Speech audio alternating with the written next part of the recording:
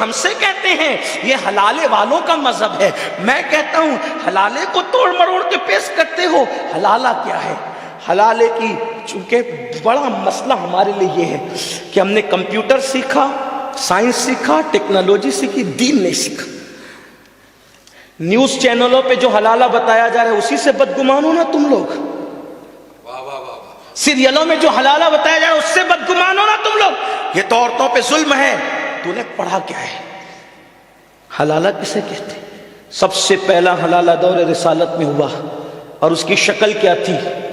اس کی شکل عورت پہ ظلم نہیں تھی. ایک شخص نے ناراض ہو کے بیوی کو طلاق دیا.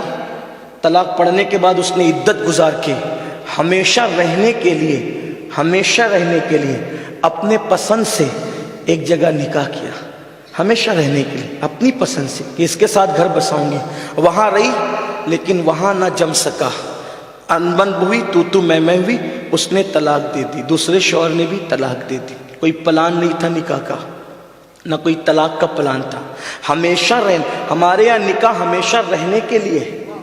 اگر کوئی 70 سال کی مدت پہ بھی نکاح کرے گا تو وہ نکاح ہوگا ہی نہیں. 1-2 دن کے لیے نہیں، 70 سال تک. کوئی مشکل کتاب کا نام نہیں تھا. بار شریعت اٹھا کے پڑھ لو نا اردو زبان میں. اب تو آپ کے گجراتی میں بھی ہے. اگر کوئی 70 سال کی قید کے ساتھ بھی نکاح کرے تو نکاح ہوگا ہی نہیں. ہمارے یہاں نکاح کیسے ہوتا ہے پتہ ہے؟ ہمیشہ رہنے کے لیے.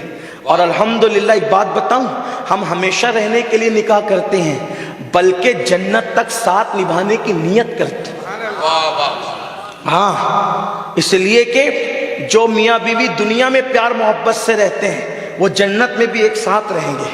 اور قرآن کہتا ہے وہ تکیے لگا کر کے تختوں پر بیٹھیں گے اور اللہ کا دیدار کریں گے.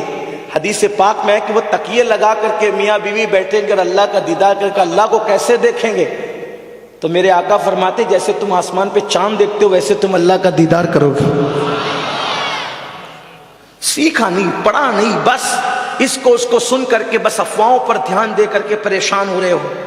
تو ہمیشہ رہنے کی نیت سے اس خاتون نے نکاح کیا تھا. دوسرے شوہر سے بھی نہیں جما، انہوں نے طلاق دے دی. طلاق دے دی تو عدت گزارنے کے بعد پہلے شوہر کو احساس ہوا تو انہوں نے ان سے کہا کہ آپ پہ ظلم ہوا، اب میں آپ کے ساتھ نکاح کرنا چاہتا ہوں. تو ان کے بھائی نے کہا میں نہیں کرنے دوں گا کیونکہ پہلی بار اس نے طلاق دیا تھا.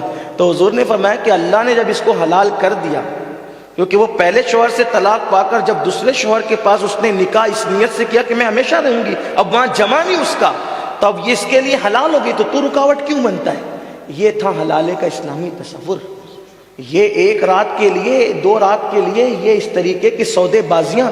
اس پر ابن حجر حدیث لکھتے ہیں اللہ کے رسول نے فرمایا جو اس طریقے سے ارینج کر کے حلالے کرے، آقا فرماتے ہیں وہ کرائے کا سانڈ ہے. سانڈ ان سب لوگوں پر اللہ کی لعنت ہے، کرنے والے پر، کروانے والے پر، گواہ رہنے والے پر. میرے عزیز تم نے پڑھا نہیں اس لیے بدزن ہو رہے ہو، بدگمان ہو رہے ہو.